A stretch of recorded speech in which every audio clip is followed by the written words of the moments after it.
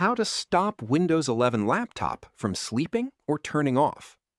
If your Windows 11 laptop keeps going to sleep or turning off the display when you're not using it, this video will show you how to change the power and sleep settings. First, open the Start menu and search for Control Panel. Open it, then change the View By option to Large Icons. Now, click on Power Options. Select your current power plan and click on Change Plan Settings. Here, you'll see options for turn off the display and put the computer to sleep.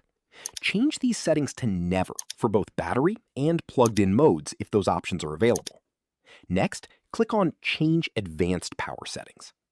Expand PCI Express, then open Link State Power Management. Set it to Off for both battery and plugged-in modes if available.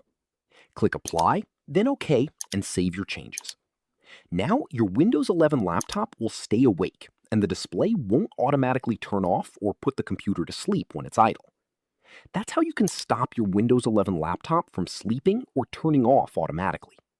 If you found this video helpful, click on the like, share, and subscribe for more videos.